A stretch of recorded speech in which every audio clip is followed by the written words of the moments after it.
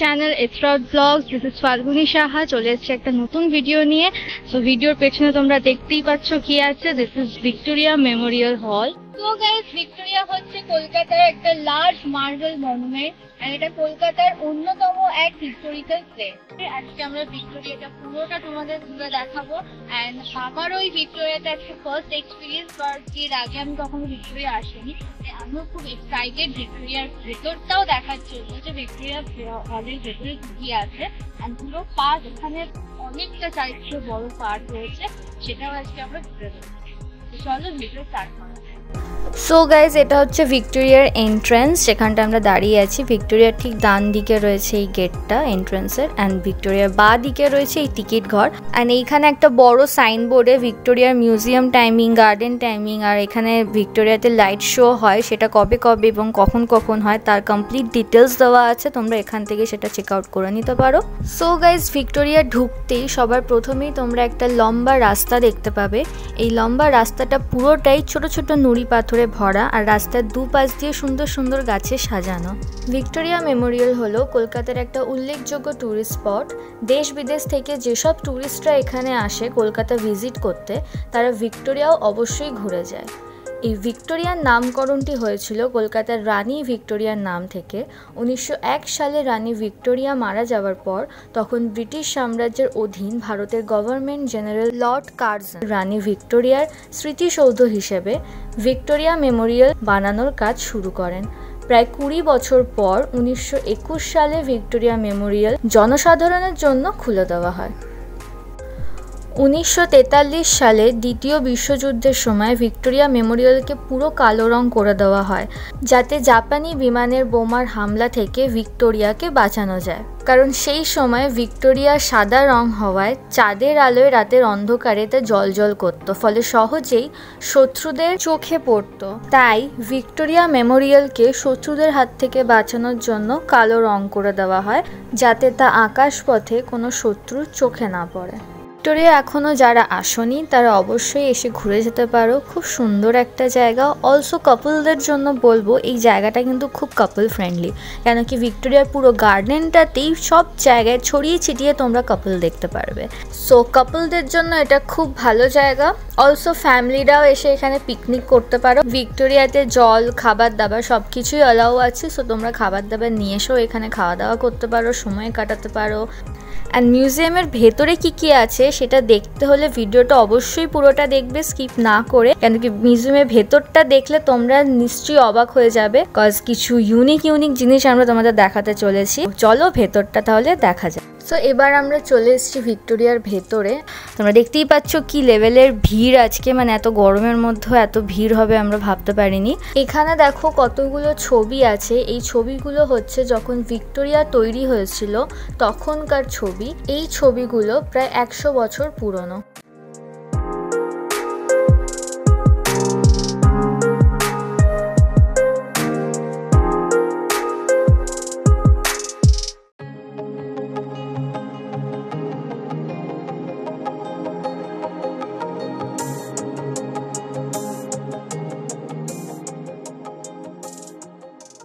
আর দেখো সামনে একটা কাকিমা দাঁড়িয়ে পড়েছে মডেলের পোজ দিয়ে, একদম মিডল অফ দ্য ফ্রেম, মাথায় টুপিও পরে আছে। দেখতে দারুণ লাগছে। তোমাদের কেমন লাগলো ওনার পোজটা অবশ্যই কমেন্টে জানাবে।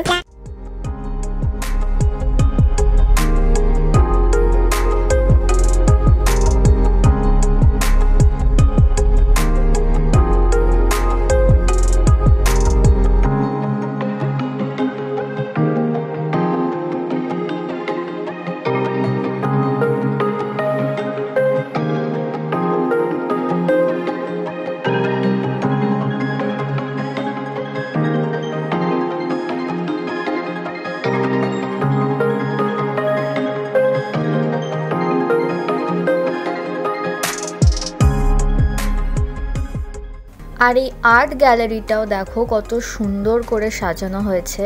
এই সবকটা পেন্টিং কিন্তু রাজার আমলের রিয়েল পেন্টিংস।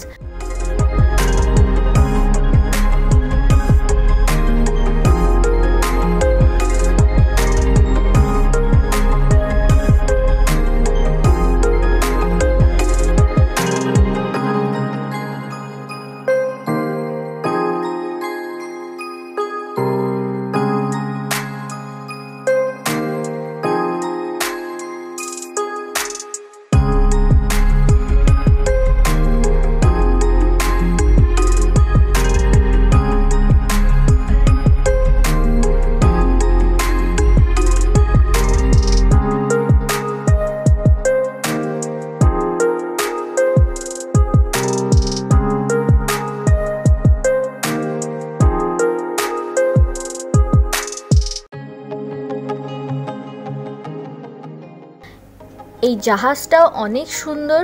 রিয়েল জাহাজে যে সমস্ত জিনিস থাকে সেই সব ডিটেলস এখানেও তোমরা দেখতে পাবে।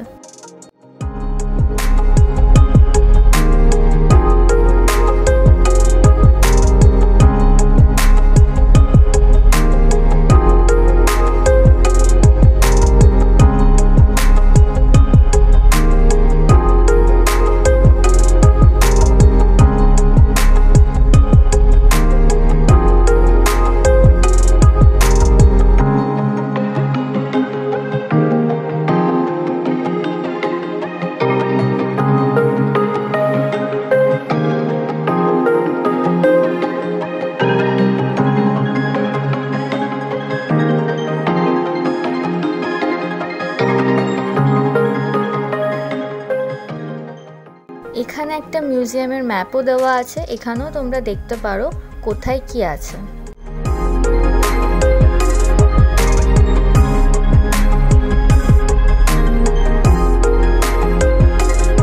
এই ঘরটার ভিতরেও তোমরা অনেক কিছু দেখতে পাবে, আর যদি ওপরে তাকাও একবার তাহলে অনেক সুন্দর সুন্দর পেন্টিংস গোল করে ডিজাইন করা আছে, সেটাও তোমরা দেখতে পাবে, যা দেখলে তোমাদের মন একদম জুড়িয়ে যাবে।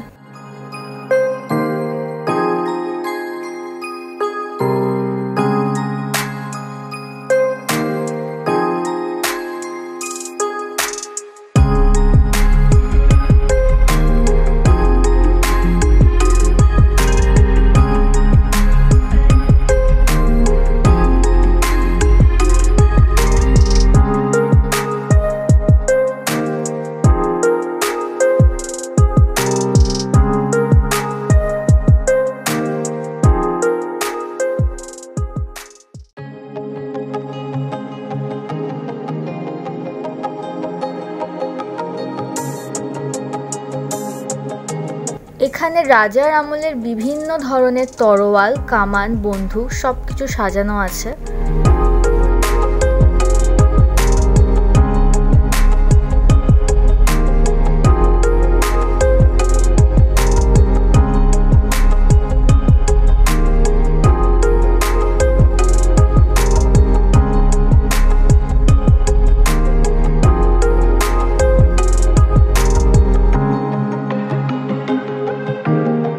ভিক্টোরিয়াতে ঢুকতে তোমাদের মাথা পিছু কস্ট পড়বে হচ্ছে 50 রুপিস করে। 50 রুপিসে তোমরা গার্ডেন প্লাস মিউজিয়ামের ভেতরটা দুটোই ঘুরে দেখতে পারো। আর যদি তোমরা মনে করো যে না শুধু গার্ডেনটা ঘুরে দেখবো, তাহলে সেক্ষেত্রে তোমরা 30 রুপিসের টিকিট কেটে গার্ডেনটা ঘুরতে পারো। অ্যান্ড ভিক্টোরিয়াতে ঢোকার টাইমিং হচ্ছে সকাল 10টা থেকে সন্ধ্যে 6টা অবধি। মানডে ক্লোজ থাকে, টিউসডে থেকে সানডে অবধি ডেলি তোমরা খোলা পাবে। গার্ডেনটা তোমরা মানডে টু সানডে প্রত্যেক দিনই খোলা পেয়ে যাচ্ছ, শুধু মিউজিয়ামটা সোমবার দিনকে বন্ধ থাকছে। বাদবাকি মিউজিয়াম যদি ঘুরতে চাও তাহলে মঙ্গলবার থেকে রোববার অবধি তোমরা যে কোনো দিন এসে মিউজিয়ামে ভিজিট করতে পারো।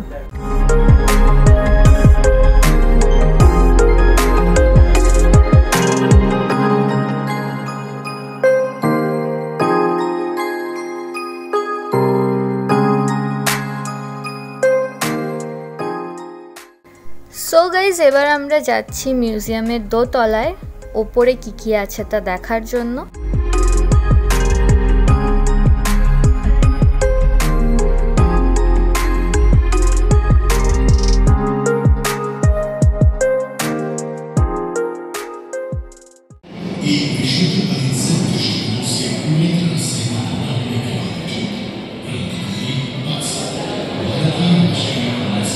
ফার্স্ট ফ্লোরে পুরো গ্যালারি জুড়ে আমাদের ভারতের স্বাধীনতার ইতিহাস সুন্দরভাবে তুলে ধরা হয়েছে।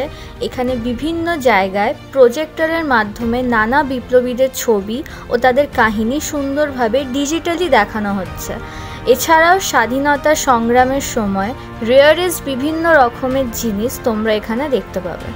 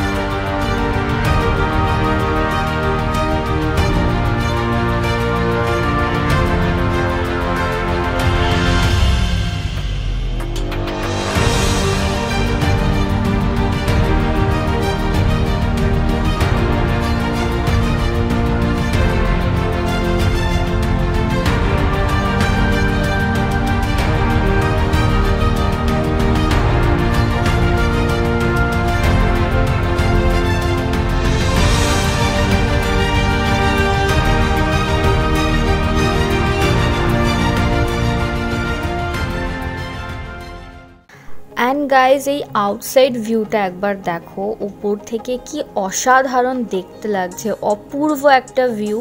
মনে হয় এখানেই যেন ঘন্টার পর ঘন্টা কাটিয়ে দিই। আর তোমাদের শুরুতেই বলেছি যে ভিক্টোরিয়ার চারিপাশেই বড় পার্ক রয়েছে, সো ওই পার্কটাও তোমরা দেখতে পারো, খুব সুন্দর। ভিক্টোরিয়ায় আসার জন্য হাওড়া থেকে যারা যাবে তারা হাওড়া স্টেশন থেকে বাস ধরে এক বাসে ভিক্টোরিয়া পৌঁছে যেতে পারো। আর শিয়ালদা থেকে যারা যাবে তারা মেট্রো থেকে স্প্ল্যানেড আসবে, দেন স্প্ল্যানেড থেকে মেট্রো চেঞ্জ করে ময়দান নাম। ভিক্টোরিয়ার নিয়ারেস্ট মেট্রো স্টেশন হচ্ছে ময়দান। এখান থেকে ভিক্টোরিয়ার 10 মিনিটসের হাঁটা রাস্তা। এখানে বাইক বা গাড়ি 4 হুইলার পার্কিংয়ের ফেসিলিটি নেই, তাই নিজের দায়িত্বে সেগুলো রাখবে। সো গাইজ, ভিডিওটা তোমাদের কেমন লাগলো সেটা অবশ্যই কমেন্ট বক্সে জানিও। অ্যান্ড যারা আমাদের চ্যানেলে নতুন ভিডিওটা দেখছো অবশ্যই চ্যানেলটাকে সাবস্ক্রাইব করো অ্যান্ড বেল আইকনটা প্রেস করো, তাহলে আমাদের ফিউচার সমস্ত আপডেটস, ভিডিও আপডেটস তোমরা পেয়ে যাবে। অ্যান্ড এমন অনেকেই আছে যারা ভিডিও দেখছো বাট চ্যানেলটাকে সাবস্ক্রাইব করছো না, তারা প্লিজ চ্যানেলটাকে সাবস্ক্রাইব করো, কজ তোমাদের একটা সাবস্ক্রাইব, একটা লাইক আমাদের অনেক অনেক অনেক ইন্সপায়ার করে। সো ভিডিওটা ভালো লাগলে অবশ্যই লাইক, কমেন্ট, শেয়ার করে দিও। অ্যান্ড তারপরে দেখা হচ্ছে আবার নেক্সট ভিডিওতে। টাটা।